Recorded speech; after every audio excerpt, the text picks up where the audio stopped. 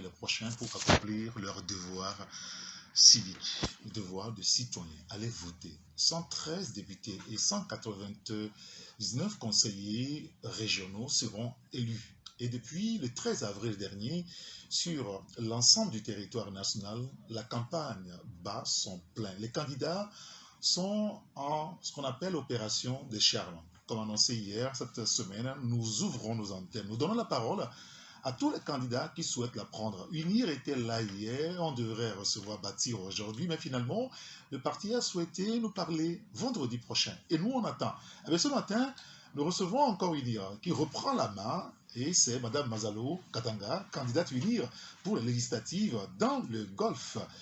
Et puis, enfin, je veux dire, par ailleurs, elle est la directrice générale de l'ANADEB. On va parler des élections, bien entendu.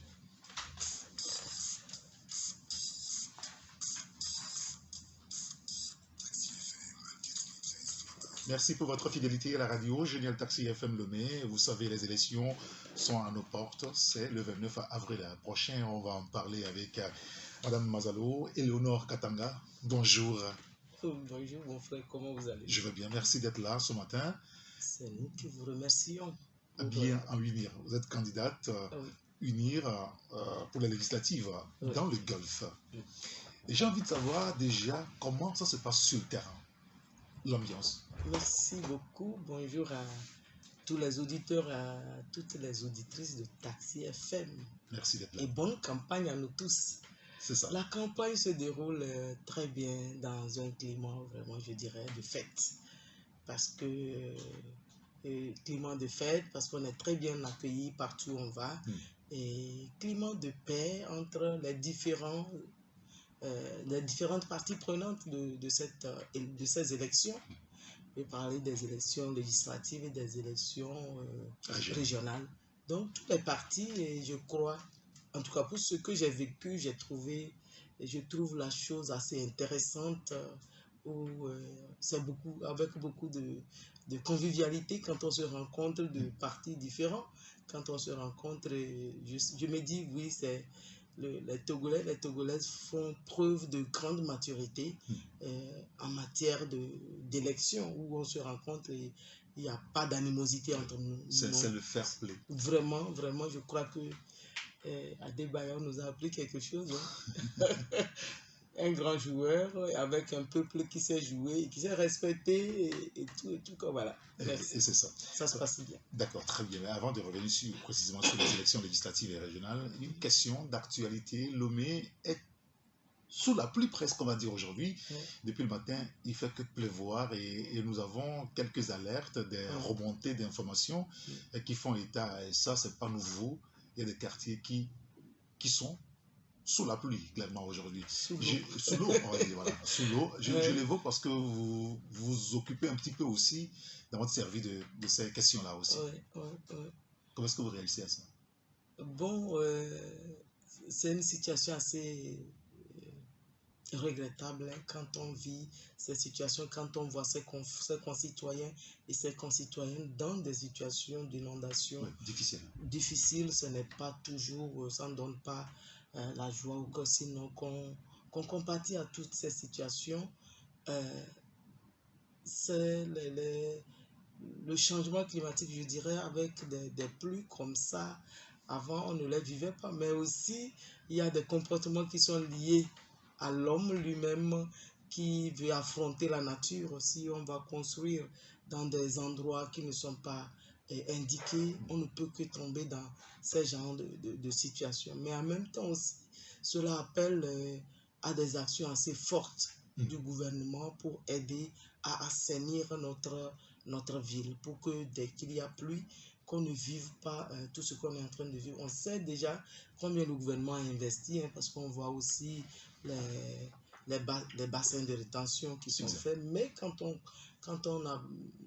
on observe la quantité d'eau qui arrive, on se rend compte que les solutions ne sont pas à la hauteur. Et donc, je me dis, les spécialistes de la question sont à pied d'œuvre pour pouvoir trouver des solutions idoines à ces événements-là. Très bien. Alors, lorsqu'on sera donc dans le plein de nos discussions, on va revenir sur d'autres aspects liés justement au vivre ensemble Ouais. aussi, et puis les communautés, comment est-ce qu'elles vivent au jour le jour, puisque, je le rappelle, vous êtes la directrice générale de la NADEB et vous vous chargez de ces questions de vie des populations. L'amélioration des conditions de vie des populations. C'est Voilà. vraiment important. Alors, je veux qu'on bavarde un petit peu sur d'abord cette législature, cette troisième législature sur laquelle il y a eu beaucoup de choses. Et quand vous donnez votre nom pour être candidate pour, n'est-ce pas, aller à l'Assemblée nationale, ça voudra dire que forcément, il y a des choses que vous pensez qu'on peut améliorer en étant député. Alors, mais il y a déjà de très bonnes choses. Exactement. C'est elle qui nous encourage, c'est les actions réussies, les bonnes actions qui sont déjà réalisées, c'est elle qui nous encourage à nous jeter à l'eau pour dire, ben, si on a pu faire ceci, si nous aussi nous venons avec notre contribution, on fera davantage. Bien sûr. La question que je veux poser est liée justement à ce sujet d'actualité, changement de régime. L'Assemblée nationale a finalement relu le texte tel que demandé par le président de la République et bien ça a été voté vendredi dernier. Et on sait que dès que ce sera promulgué, le Togo tombera dans la 5e République. Vous faites partie des partis au pouvoir aujourd'hui. J'ai envie de comprendre si vous êtes heureuse par rapport à cette situation. Merci beaucoup. Oui, je le suis. Je suis heureuse que le Togo fasse ce nouveau choix, ce choix de quitter un régime, un système semi-présidentiel à un système parlementaire. Je le compare un peu à la vie de famille, à une vie, il y a papa, maman et les enfants. Et très souvent, dans certaines familles, on constate que tout le pouvoir de la maison est entre les mains de papa. Oui. C'est papa seul qui décide. C'est papa qui donne l'argent. C'est papa qui fait ci. C'est papa qui fait ça. Et même on arrive à constater que maman, quand un enfant déconne, au lieu de sévir, elle dit, attends, quand ton papa va venir, vous voyez cette maison-là, s'il arrivait que papa là n'est pas là, vous imaginez ce que sera cette maison, cette famille? C'est une comparaison que je fais. Oui. Une image que vous donnez. Une image que je donne. Donc, quand on analyse un peu, on se rend compte que dans le régime sur lequel nous sommes aujourd'hui, tous les pouvoirs, je dirais, où il y a beaucoup de pouvoirs qui sont entre les mains du chef de l'État. Ce qui est bien, mais on reste des humains. On reste des humains. Alors qu'on a comment je dirais, des structures qui sont là, des organes qui sont là, à qui on pouvait donner la force et qui donneraient davantage de résultats. Pas qu'avec le régime semi-présidentiel, on n'a pas eu des résultats, mais on aurait eu davantage. Voilà. Et je prends seulement, et puis quand on regarde, je me dis, il y a une certaine incohérence, à mon humble avis. Vous regardez le président de la République qui a été élu, l'Assemblée nationale, dont les députés sont tous élus. Maintenant, le chef de l'État va et puis choisit quelqu'un comme Premier ministre qui constitue son équipe et qui vient pour présenter quand le chef de l'État sa campagne, c'est lui qui présente sa politique. Il dit, c'est ce que je vais faire, c'est ce que je vais faire. Quand il présente, est-ce qu'il nous dit, je vais faire avec celui-ci? Et c'est lui qui doit normalement rendre compte, si on veut être cohérent. Et si on se dit que nous les Togolais, nos représentants sont à l'Assemblée, donc c'est au chef de l'État de venir rendre compte à l'Assemblée, parce que c'est nous qui sommes là-bas. Mais vous voyez, il y a quelqu'un qui vient ou quelqu'une qui vient qui rend compte. Et quand on prend même le temps d'analyser, de regarder tout simplement comme un bon citoyen lambda, on se rend compte que dans ce pays, nous avons plus de respect pour le ministre qui est nommé que pour le député qui est élu. Oui. Oui, bien sûr. Des fois, il nous arrive de rencontrer des députés en salle d'audience pour être reçus par le ministre. Qui attendent. Vous voyez, c'est pas logique. Vous le dites, c'est pas normal. C'est pas trop logique. Et si on a la chance aujourd'hui de le constater, c'est toujours bien. On va dire, oui, pourquoi depuis là, vous n'avez pas vu ça? Et il y a un jour pour constater et pour faire bien. On pensait que ça allait donner quelque chose de bien, mais maintenant on se rend compte que vraiment, c'est pas trop ça. C'est pas trop ça. Et donc, on veut faire autre chose. Et donc, maintenant, on veut répartir, je dirais même, l'autorité accepte un peu se défaire de certains pouvoirs pour renforcer ceux qui sont plus nombreux, c'est-à-dire les députés, parce qu'ils sont en nombre 113, c'est pas petit. Et eux, ils vont aider beaucoup plus, parce que aussi c'est eux qui sont plus proches des populations. Hein. C'est pas les ministres, hein. Non, c'est beaucoup plus. Parce que dès que les députés sont en congé parlementaire, ils retournent dans leur base. Ou bien, ils retournent et donc ils écoutent, ils reçoivent, ils constatent avec les gens. C'est aussi là où les sources d'où jaillissent peut-être des lois. Ils voient des choses et ils reviennent à l'Assemblée. Et donc, c'est des gens qui sont beaucoup plus en contact avec la population et qui peuvent recevoir de la population, peut-être instruire une équipe d'exécution et puis retourner s'assurer si ça se passe bien. Et autre chose, quand on regarde tout ce qu'on dépense en matière d'élection, nous avons été informés, nous avons été formés sur la question, c'est beaucoup d'argent. C'est beaucoup d'argent. Moi, c'est la seule partie où je ne suis pas, qui me rend beaucoup plus triste. Quand on dépense trop d'argent. On dépense pour les élections. Beaucoup d'argent. Beaucoup d'argent. Mais en même temps, c'est dans la République que ça se passe, les élections. Oui, je ne refuse pas. Je ne refuse pas, je respecte. Quand on me dit que l'élection la moins coûteuse avant la crise ukrainienne s'estime à 18 milliards. 18 milliards, ça c'est ce que l'État a dépensé. Ça. Moi je dis, mais et toute la population qui participe au meeting, qui abandonne leurs activités, ça aussi on n'a jamais évalué. Et si je prends, je me réfère toujours à 2018, on a fait les élections législatives. Ici. 2019, on a fait les élections locales. Oui. 2020, on a fait les élections présidentielles. Ça fait 3 élections qui se sont suivies. Et donc, si on restait dans cette logique, dès qu'on a démarré 2024, là, c'est parti pour 2026 avant de nous reposer. Et autre chose, quand je vois mes mamans, mes frères et soeurs qui abandonnent leurs activités pour participer au meeting, donc les chiffres d'affaires, quand je discute, actuellement, là, j'essaie de discuter, les gens me disent, oui, maintenant, là, on ne vend pas beaucoup. Parce qu'on ne va pas au marché aussi. Hein. On est là en train de suivre les politiciens. Je prends dans le Golfe, il y a 18 partis. Oui, qui sont en campagne. Et si ces 18 partis doivent solliciter la disponibilité des populations, ce n'est pas petit. Ça fait beaucoup. Ça fait beaucoup. Ça, c'est les 18 milliards, c'est ce que le gouvernement, lui, a dépensé. On n'a jamais comptabilisé ce que perdent mes frères et mes soeurs du secteur privé. Et pendant cette période, dès qu'on annonce aussi les élections dans nos pays sous-développés, les investisseurs, qu'est-ce qu'ils font? Ils font marche arrière.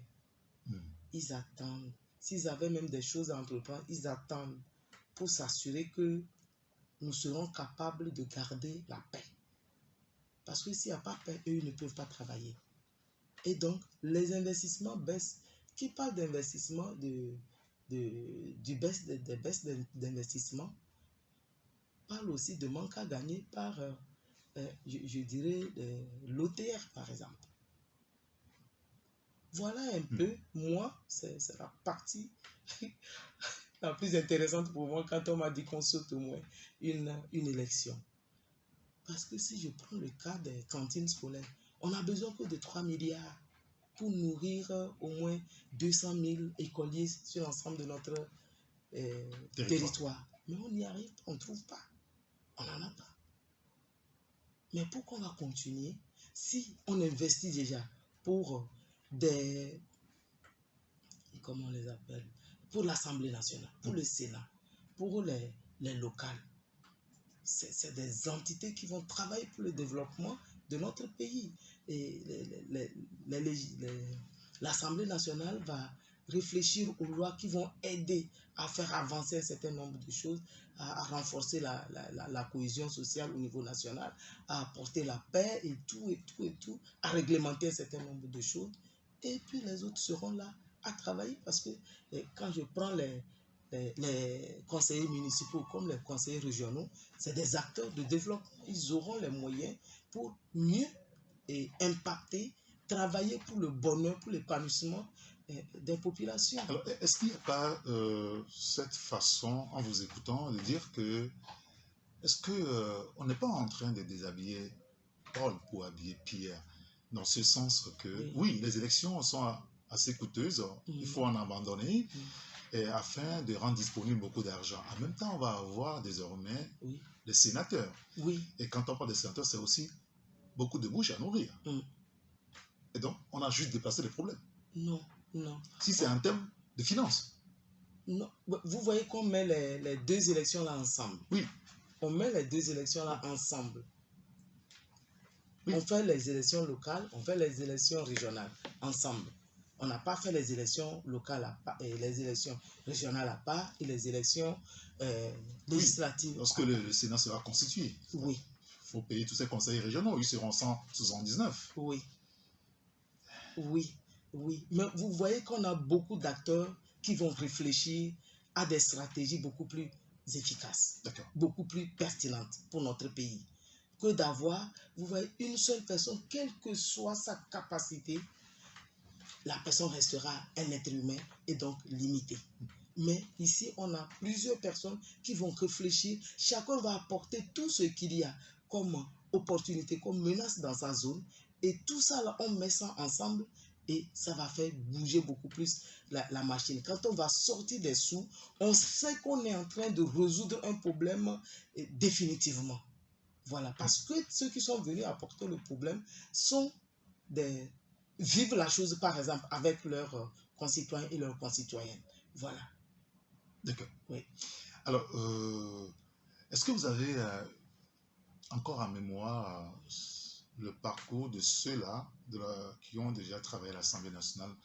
Alors, pour être clair, si on vous demande de faire un petit bilan de ce Parlement-là sortant, qui vous amène aujourd'hui à être candidat pour y entrer, qu'est-ce que vous direz? Merci. Je dirais d'abord que ce Parlement a beaucoup travaillé. Ils ont beaucoup travaillé et on sait que la mission essentielle d'un Parlement, c'est de voter des lois. Et de contrôler l'action du gouvernement. Est-ce que vous avez le sentiment que ce Parlement a suffisamment contrôlé l'action du gouvernement? Oui. Vous avez mémoire Pétrole Gate, Covid Gate?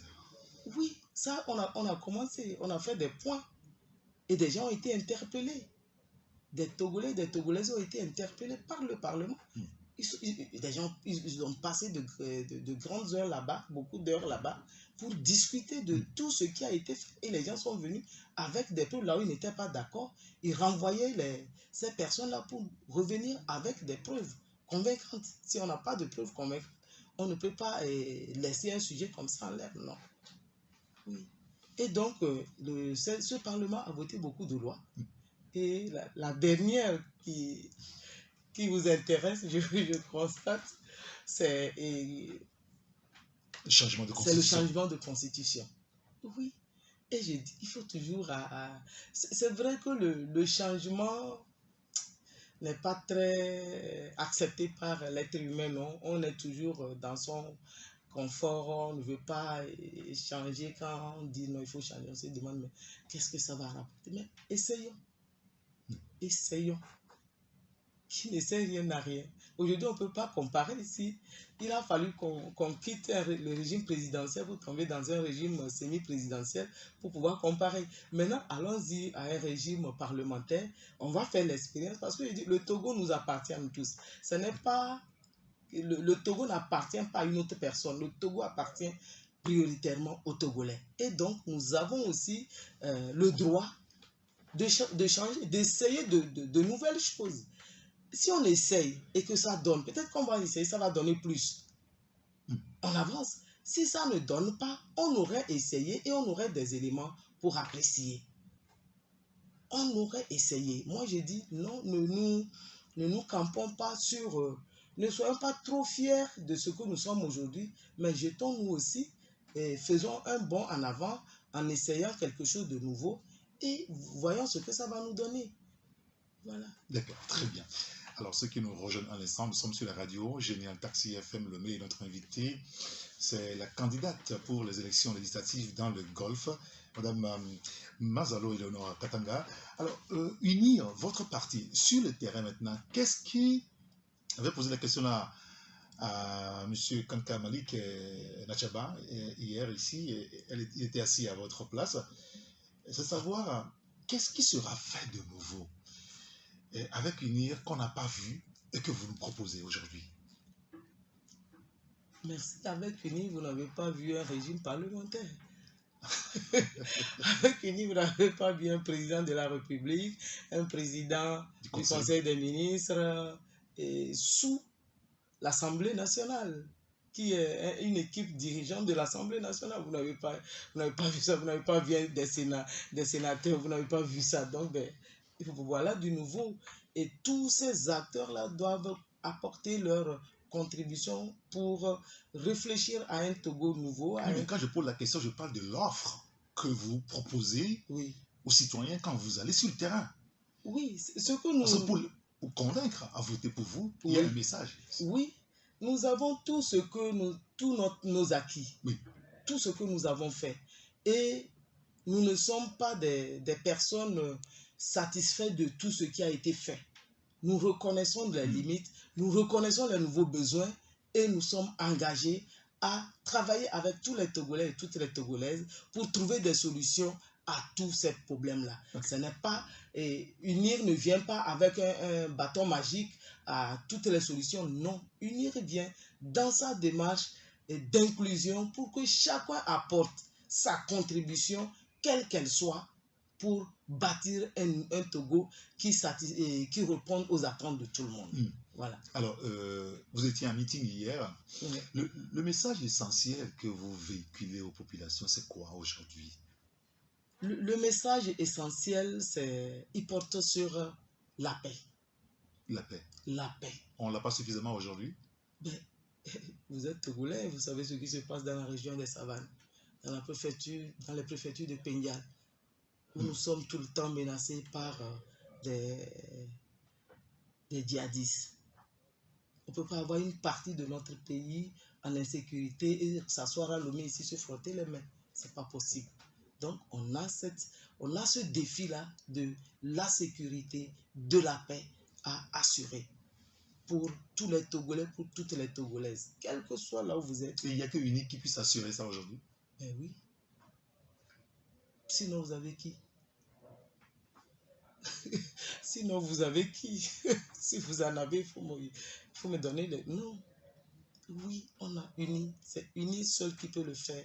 Assurer la paix, la sécurité, la cohésion au sein de la population. Parce que on essaye déjà, on a déjà des actions sur le terrain où aujourd'hui, on amène dans des villages, dans des quartiers, on amène les gens à s'asseoir ensemble, à s'accepter, à réfléchir à leur développement, à chercher les moyens pour réaliser leur projet. On sait le faire. Qui sait le faire? Dites-moi. Il n'y a que vous qui savez le faire. Oui. Oui, parce que je regarde dans les communes qui sont tenues par nos frères. Je les considère toujours pas comme nos frères, hein, parce que c'est des Togolais, Togolais. Ils ont une autre façon de voir les choses, oui. Je vois comment ça se passe aussi. Je vois comment ça se passe, voilà. Donc, on a vraiment au sein de UNIR des hommes et des femmes bien rodés à l'action pour réaliser le bonheur des Togolais avec eux. Oui. Avec eux. Pas pour eux, mais avec eux. Ça veut dire quoi? Est-ce qu'il y a une nuance dedans? Oui. Pour eux et avec eux? Oui, avec eux, c'est-à-dire qu'ils sont au centre. Ils sont au centre de leur propre épanouissement. Et ça, quand vous arrivez à ça, vous avez tout gagné. Sans vous, la personne peut avancer. Mais si vous faites pour la personne, le jour où vous n'êtes pas là, ou bien quand une tôle part sur un toit de bâtiment scolaire, on va vous appeler pour dire, ah, mon frère, viens, il y a une tôle qui est partie. Mais quand vous faites avec eux, ils savent comment se débrouiller. Oui. Alors, je l'ai dit au début, vous travaillez avec les communautés à la base. Oui. Vous allez rencontrer des Togolais, des quartiers, des villes, même au fond de notre pays, le Togo. Oui. Ça fait plusieurs années que vous faites ça. Vous avez le sentiment que les choses bougent réellement à ce niveau-là et qu'aujourd'hui, vous demandez à vos concitoyens de vous faire confiance pour la suite? Oui, ça bouge. Ça bouge même beaucoup. Oui, parce que le Togo, il y a 20 ans, n'est pas celui-là que je vois aujourd'hui. Où je pars toujours sur la base de la paix ou de la cohésion sociale. Où les gens, aujourd'hui, vous arrivez dans des villages, vous trouvez toutes les catégories socio-professionnelles du village. Vous trouvez les allogènes, vous trouvez les autochtones qui s'asseyent ensemble pour parler du village. Ce n'est plus, ah, c'est notre village, vous êtes que des étrangers. Non, il n'y en a plus. Les gens restent ensemble. Et j'ai vu ce mouvement dans la région des Savanes, où tout récemment des groupes du Grand Lomé sont allés apprendre comment les gens restent ensemble. Oui. Et je dirais même dans le Grand Lomé, avant on ne parlait pas de développement communautaire. Aujourd'hui, tout le monde dit CDQ dans le Grand Lomé là. Il a fallu qu'on commence. C'est nous, je dirais, c'est l'ANADEV qui a commencé cet exercice difficile avec 4 quartiers. Mais aujourd'hui, on a tous les quartiers qui ont des leaders qui aident à faire avancer les choses du quartier ou du village, ceux qui sont encore à l'étape du village. Voilà, donc, et c'est pour ça que vous sollicitez le suffrage des électeurs aujourd'hui. On a fait, ça c'est en termes d'organisation. Et on ne peut pas parler de développement sans organisation. Non. Il n'y a pas un développement au monde où les hommes et les femmes ne se parlent pas, ne décident pas ensemble de ce qu'ils veulent être et de comment ils veulent y parvenir. Et quand on regarde aujourd'hui, au niveau national, je peux vous dire combien de bâtiments sont mis en place.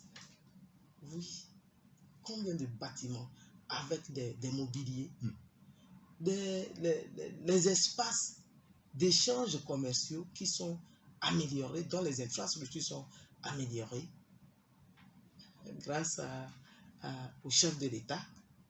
Oui, c'est lui aussi, hein, c'est ça. On a des points d'eau partout, même si ce n'est pas suffisant, on en fait. Les voies, je prends les routes et les pistes. On essaye. Excusez-moi, on l'essaye. Avant, quand vous quittez Lomé pour arriver à Dapan, vous avez chaud. Vous avez chaud. Il y a des parties où vous vous demandez, mais c'est quoi? Mais aujourd'hui, on arrive à atteindre Dapan, quittant Lomé. Vous quittez Lomé à 6 heures, si tout va bien, jusqu'à 17 heures, vous êtes à Dapan. Ce qui n'était pas le cas avant. Donc, on a ces voies d'accès. Je prends toujours l'exemple, ces derniers moments-là. Parce que dans le cadre de la campagne, je vais beaucoup dans Ségbé. Oui, Ségbé, ça m'a dit. Oui, vous quittez maintenant là, vous arrivez là, vous prenez une voie très belle et puis vous arrivez à Ségbé. Avant, ce qui n'était pas possible. Donc, voilà, on a dans la Gouée aujourd'hui, il y a beaucoup de voies. Donc, je dis, il y a quand même de quoi dire oui. Des gens ont fait du travail et nous, aujourd'hui, nous avons le devoir de continuer, de poursuivre tout ce qui est fait.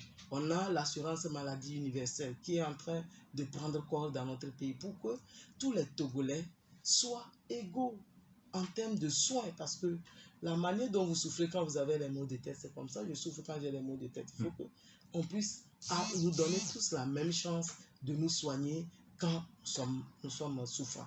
Voilà un peu, on a des des lieux où on peut aller se soigner. Oui, mais quand vous prenez le cas de l'assurance maladie universelle, je ne vais pas revenir sur le débat de qui est d'accord, qui n'est pas d'accord, parce que Ça, c'est le clair, on ne système est peut pas déjà, être d'accord tout. le système est déjà Mais, enclenché. oui. Mais en même temps, c'est une politique publique. Oui. Pourquoi est-ce que vous le prenez à votre compte Non, au niveau de l'IA? qui a initié ça? La politique, elle est tombée comme ça. C'est le gouvernement. Oui, oui. Sous C'est la l'État. présidence de qui? Oui. Sous la présidence de qui? Vous me dites, c'est tout. Et je vous dirai qui il est, c'est tout. Oui. Donc, continue.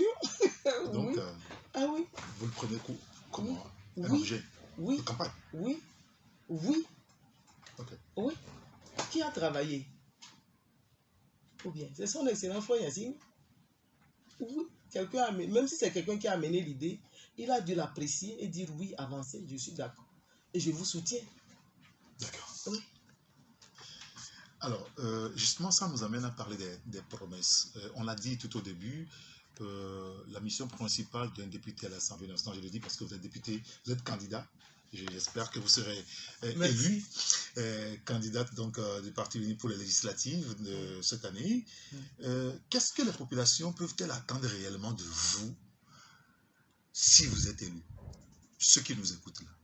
Oui, merci beaucoup. Les électeurs doivent tout attendre de nous, Parti Unir, parce que il n'y a rien qu'on va laisser de côté. Il n'y a rien qu'on va laisser de côté. On a une feuille de route qui est en cours de mise en œuvre. On fera le point, on va l'actualiser, ou on peut changer un autre document stratégique pour pouvoir travailler, parce qu'il faut toujours réfléchir avant de se mettre au travail. Bien sûr. Oui. Et donc, tout ce qui participe au bien-être du Togolais va être exécuté, va être fait. On va élaborer, on va définir des dispositions pour permettre cela. Les mécanismes qui auront besoin de loi, on votera les lois pour soutenir ces mécanismes-là. Voilà. Et on veillera à ce que, surtout que nous passons dans un régime parlementaire, nous veillerons davantage au travail que fera le président du Conseil des ministres. Parce que c'est lui qui sera le chef d'orchestre de l'équipe d'exécution des actions, des politiques et autres que l'Assemblée voudra bien les confier. Il y a une image quand même qui est collée à l'Assemblée nationale. Vous avez essayé de le dire tout à l'heure, c'est-à-dire c'est une Assemblée nationale qui n'a pas de poigne véritablement, entre guillemets, face aux ministres, puisqu'il y en a, quand ils sont interpellés, ne viennent même pas à l'Assemblée nationale. C'est pas normal. Et ça, vous allez corriger? Oui, parce que maintenant, si les gens avaient la possibilité de venir ou de ne pas venir, c'est parce qu'ils savent que ce n'est pas nous, ce n'est pas les députés qui les ont mis en place. Maintenant, si c'est les députés qui vont élire ou choisir le président du Conseil des ministres, hey, vous êtes ici là, si votre patron vous appelle, si on vous dit, voilà tel qui supporte votre radio, et il vous appelle, à la minute, vous courez. C'est comme ça. Donc, si c'est lui, celui qui vous a recruté, vous répondez beaucoup plus à ses exigences que quiconque autre. Voilà. Donc, aujourd'hui, avec la nouvelle constitution, les ministres dépendront beaucoup plus, seront un peu des personnes, des hommes et des femmes recrutés, entre guillemets, par, comment l'appelle-t-on, par quelqu'un qui a été recruté au prime abord par l'Assemblée. Oui. Donc l'Assemblée ne va plus appeler quelqu'un et puis va vouloir chercher. Non, il doit, à moins qu'il ne veuille plus être, qu'il ne veuille plus servir cette Assemblée. S'il ne veut plus servir l'Assemblée, il n'y a pas de problème. Votre parti, vous cherchez à avoir la majorité pour contrôler de nouveau le pays. On l'aura. Vous l'aurez? Oui, oui, on l'aura. Qu'est-ce qui vous donnera autant d'assurance aujourd'hui? C'est d'abord les Togolais qui nous accueillent. C'est les Togolais qui nous accueillent. Nous sommes en train d'animer des meetings. On n'est pas resté, on reste pas chez nous pour que ça nous tombe dessus, hein. Nous sommes au sein du Parti Unir des travailleurs, des grands bosseurs. Tout le monde est sur le terrain pour aider à mobiliser davantage. Donc, tout ce que nous sommes en train de faire, nous sommes très sûrs que la majorité est à nous. Et le reste, vous le verrez, le 29 avril au soir. On espère qu'on aura les résultats le soir du 29 avril. Si on ne l'a pas le soir, en tout cas les jours, les heures qui vont suivre, on aura les résultats. On aura les résultats. Alors, c'est vrai que vous êtes candidate pour la législative. Comment on peut vous reconnaître si on veut voter pour vous sur la liste, je veux dire, le bulletin de vote? Ah oui, merci beaucoup. Sur le bulletin de vote, vous avez notre symbole, oui, notre emblème, voilà, on peut donner tous les noms. C'est la colombe blanche dans un fond bleu. Une colombe blanche dans un fond bleu. Dès que vous voyez ça, nous sommes différents. Et puis c'est très beau. Il suffit de regarder ça. Quand vous prenez, c'est la première image qui vous tape dans l'œil. Et puis bon, vous faites ce que vous devez faire. C'est-à-dire voter pour Union pour la République. Pour les législatives et pour les législatives et les régionales. Parce que nous devons la population doit faire attention dès que vous rentrez dans un bureau de vote. Rassurez-vous d'avoir posé les 2 gestes avant de partir, d'avoir utilisé 2 bulletins de vote différents, c'est-à-dire l'un qui est pour les législatives et l'autre qui est pour les régionales. Vous devez voter les 2 en faisant beaucoup d'efforts, d'attention pour ne pas pour éviter les bulletins nuls. Faisons beaucoup attention pour éviter les bulletins nuls.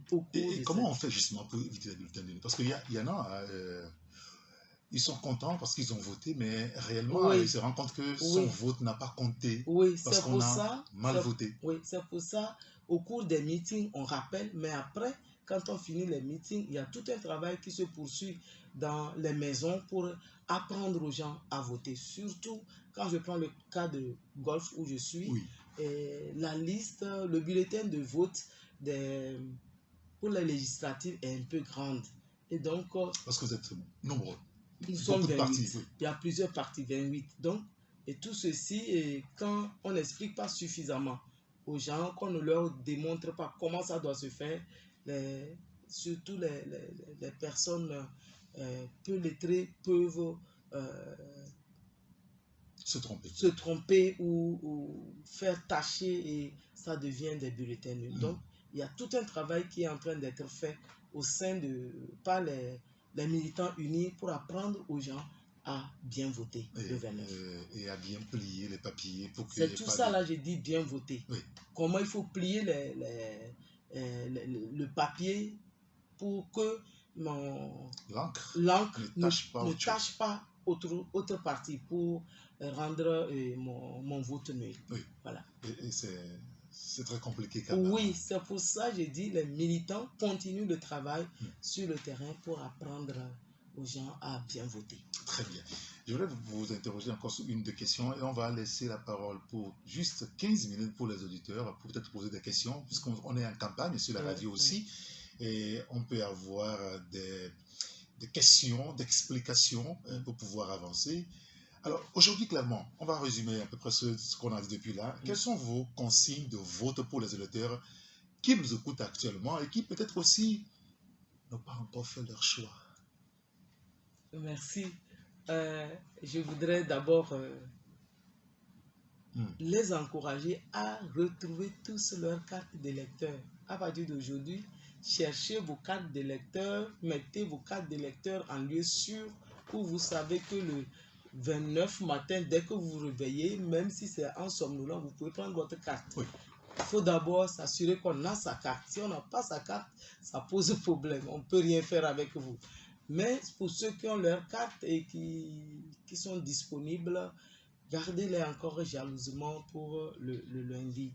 Et quand vous arrivez, respectez toutes les consignes que ceux qui sont au niveau des bureaux de vote vont vous donner. On va vous soumettre au au contrôle et tout, et respectez-les. Et maintenant, prenez vos bulletins, allez-y et votez la colombe blanche dans le fond bleu. Parce que c'est ce parti qui est plus proche de vous, qui est avec vous tous les jours et qui essaye de faire la marche de développement avec vous. Voilà. Je voulais vous donner 1 minute simplement pour convaincre ceux qui nous écoutent à choisir UNIR qu'autre parti politique. Merci. UNIR, c'est le parti qui fait avec tout le monde, qui collabore, qui se préoccupe du bien de tous les Togolais, qui qu'ils soient. Suffit que vous soyez Togolais, vous êtes une grande préoccupation de UNIR. Et UNIR veut travailler pour votre bonheur. UNIR veut travailler avec vous pour votre propre bonheur. UNIR ne veut pas inventer la roue. UNIR veut que chaque communauté puisse adapter la roue à ses réalités. Voilà. Ni les femmes, ni les jeunes ne seront laissés de côté parce qu'ils sont la grande préoccupation de UNIR. Les cas de santé sont en train d'être gérés par l'assurance maladie universelle. Les jeunes, les données de recensement nous ont permis de voir que la pauvreté est jeune avec un visage de femme. Et donc, on se préoccupe beaucoup plus de cette cible avec laquelle nous comptons créer un Togo modèle, un Togo où il fait bon vivre pour tous les Togolais, toutes les Togolaises. Très bien. Merci beaucoup, Madame Namazalo. On va donner la parole aux auditeurs maintenant qui vont nous appeler, poser des questions pour qu'on puisse mieux expliquer l'élément central qui entoure donc cette campagne. Et c'est UNIR qui est à l'antenne avec nous ce matin. Vous voulez poser des questions à notre invité, vous êtes les bienvenus. Le numéro, c'est le 92 60 81 81. Madame Mazalo Katanga, le nom est avec nous. On va prendre le premier auditeur. Allô? Oui, bonjour. Oui. Merci.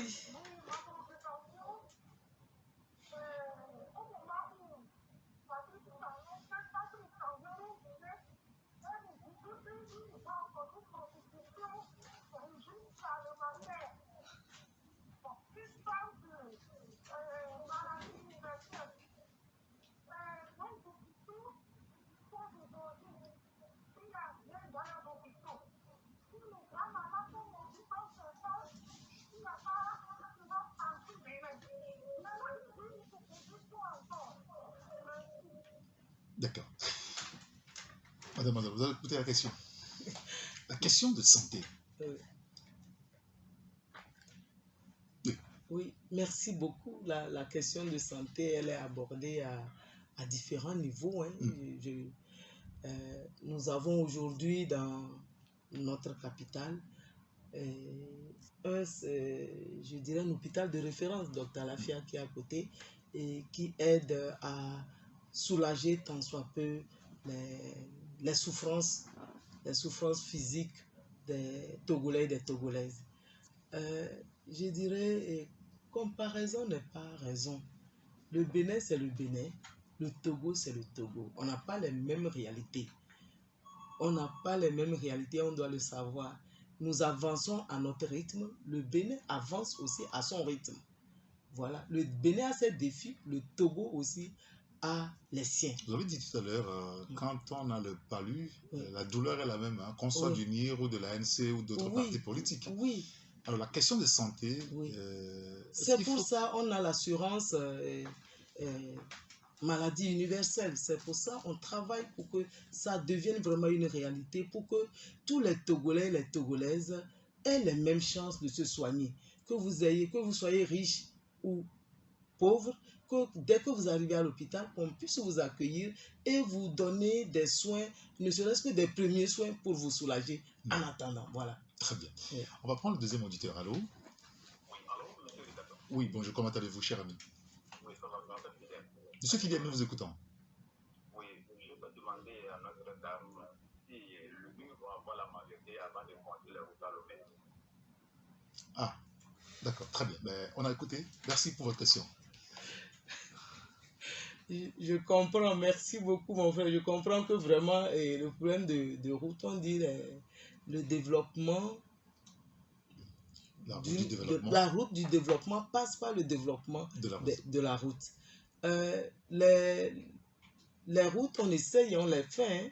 Peut-être dans votre secteur, vous ne l'avez pas vu. Moi, j'ai dit, je travaille du côté de Ségbé ces derniers jours. J'ai vu et je sais que le gouvernement travaille pour améliorer l'état de nos routes et de nos pistes. Ce n'est pas seulement aussi dans Lomé, hein, ce n'est pas seulement dans le Grand Lomé. Il faut regarder aussi tout le Togo, tout ce qui se fait en termes de désenclavement.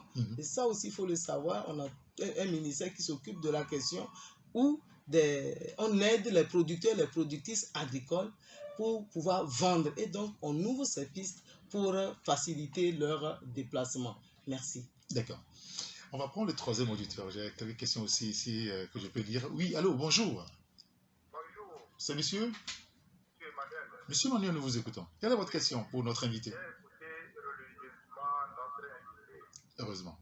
Mais bon, je regrette de l'entendre dire que c'est à cause des élections que le Togo n'arrive pas à avancer. Et ça m'a vraiment, je regrette fort. Nous avons connu des pays comme la Côte d'Ivoire qui organisent des élections régulièrement et ils arrivent quand même à construire des terrains de football de nom international.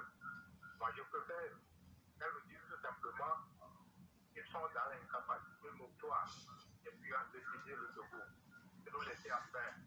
Non, tout simplement, ce que ça vient de nous dire là ne nous convainc pas. D'accord. Merci. Vous avez besoin de beaucoup plus d'éléments. Madame Emmanuel, Madame Kadanga, excusez-moi. Monsieur Emmanuel, merci beaucoup à vous. Madame Kadanga, Monsieur Emmanuel a besoin d'être convaincu beaucoup plus. Bon, je disais tantôt à la première personne qui a intervenu, j'ai dit comparaison n'est pas raison. On ne peut pas comparer la Côte d'Ivoire au Togo. On ne peut pas comparer le Togo à quelque pays que ce soit. Le Togo, c'est le Togo avec ses réalités, avec ses richesses, avec ses pauvretés, avec ses défis, qui ne sont pas les mêmes que d'autres pays. Donc, je préférerais peut-être qu'on parle en tenant compte de nos réalités qu'en prenant référence sur d'autres pays qui n'ont pas les mêmes réalités que le Togo. Voilà, je crois qu'on a besoin de temps en temps de revenir sur terre, se dire que je parle du Togo, Oui, bien sûr. et quelles sont les richesses, quels sont les défis de mon pays et pourquoi on en est là. Voilà. D'accord, très Merci. bien. Quatrième auditeur, allô? Oui, bonjour. Allô? Allô, allô? Allô? Oui, c'est monsieur? Je pense que l'auditeur ne nous reçoit pas parfaitement. Est-ce que vous nous recevez? Il ne nous reçoit pas. Je crois qu'il ne nous reçoit pas. Il va nous revenir. Il y a un auditeur qui nous demande de vous poser cette question. Oui. Ce que vous pensez, ce que UNIR, votre parti, pense de AMU, Assurance Maladie, je suppose que vous avez déjà répondu à ça. Et dans quel pays on a déjà prélevé 10% pour l'AMU? C'est vrai qu'on ne va pas refaire le débat sur l'assurance maladie universelle, mais c'est quand même important. Il est dit que pour tout le monde, mais pourquoi le nombre d'enfants est limité à 4 et une seule femme? Non, ça c'est les hommes qui peuvent répondre. Ça c'est les hommes. Si ça se limite à une seule femme et à 4 enfants, si vous avez plusieurs femmes, bon, vous assure, vous allez souscrire pour les autres femmes, mais qui ne seront plus sous votre charge, qui ne sont pas à votre charge. Exactement. Donc, ceux qui seront considérés peut-être comme des chefs de ménage et c'est bon. D'accord, très bien. Allô? Allô, bonjour. Monsieur Nasser, Monsieur Nasser, nous vous écoutons. oui. J'aimerais demander à la dame, est-ce que c'est une parlementaire qui va faire changer le problème à la dernière? Monsieur Nasser, est-ce que vous pouvez vous éloigner un peu de votre poste récepteur, s'il vous plaît? C'est bon? Oui, allez-y. Quand on nous parle du changement du régime, c'est le régime parlementaire qui va faire à ce qu'on diminue les points de dépenses si on ne fait plus les élections. Et c'est sous la gouvernance unir qu'on dénonce les couleurs du bien de la population. Mais Afrique constitutionnelle ne s'en prend pas à ça. Mais quand il s'agit d'un journaliste qui écrit des choses que même si ce n'est pas conforme à ce que la personne a dit, on les enferme. Tout ça là, c'est pour la nouvelle. La dame nous parle de Dr. Latia. Dr. Latia est là-bas pour les pauvres, c'est pour les riches. Ah bon? Une consultation de 30 000. Ah bon? Avant de rentrer, oui, oui. Pour la spécialité peut-être? Pardon? Pour des spécialités? Pour le stomac. Ah ben d'accord. Votre question, c'est laquelle précisément, Monsieur Nasser? C'est ça, il est. Hmm. Est-ce que c'est le régime parlementaire qu'on veut nous amener là? C'est ça qui va faire que les jeunes vont trouver c'est ça qui va faire que le travail, les jeunes auront le travail dans le pays. D'accord, très bien. Merci beaucoup, Monsieur Nasser. Je pense qu'on a compris l'essentiel. Madame Mazalo Kadanga. Merci beaucoup, merci à mon frère Nasser pour ces questions. Pour lui, et si on, est-ce que c'est le régime qui fait ceci ou qui fait cela? C'est une façon de gérer, c'est une nouvelle façon de gérer les affaires du pays qu'on veut initier. Voilà. Les autres choses, on va y réfléchir. Mais je ne suis pas sûr que les consultations soient à 30 000 à Dr. Lafia. Je ne crois pas. Même les spécialités, je ne crois pas. Je ne crois pas, vraiment. Il faut peut-être aller encore à l'information et savoir vraiment de quoi on parle. Est-ce que ce n'est pas des analyses? Peut-être que c'est des analyses qui peuvent coûter comme ça, mais une consultation, je ne crois pas. Je ne crois pas. Merci beaucoup. D'accord, très bien. Alors, on arrive presque à la fin de notre entretien. Quel est votre message, le dernier, à l'endroit des électeurs qui vous écoutent? À l'endroit des électeurs, je dis d'abord merci, et merci à tous les auditeurs et à toutes les auditrices qui ont pris le temps de nous écouter et même de poser des questions. Merci, cela démontre, c'est aussi une maturité dans la citoyenneté, parce que personne n'a parlé, n'a pris le micro pour insulter, c'est déjà très bien. C'est des questions, c'est des points sur lesquels les gens voudraient qu'on apporte plus d'informations. Une émission ne peut pas permettre de toute information, peut compliquer la recherche des solutions. Et donc maintenant qu'on donne beaucoup plus de pouvoir à notre Assemblée, qui est composée des députés plus proches des populations, ces députés doivent pouvoir apporter des solutions moins coûteuses, mais qui donnent plus de résultats. Donc voilà un peu ce que je voudrais dire. Et en même temps, appeler tout le monde à voter la colombe blanche dans un fond bleu le 29. Parce que j'ai dit, c'est nous qui avons la solution à vos préoccupations, aux préoccupations des Togolais et des Togolaises, parce que nous savons nous asseoir avec tout le monde pour chercher la bonne solution. Je vous remercie. Merci beaucoup à vous, Madame Mazalo Kadanga. Léonore, je rappelle que vous êtes candidate UNIR pour les législatives dans le Golfe. Merci d'être venu chez nous ce matin. Merci à vous tous qui nous avez encore suivis sur la radio Génial Taxi FM à Lomé. Appelez-moi Saint-Irrigator. À très vite. Au revoir. Merci.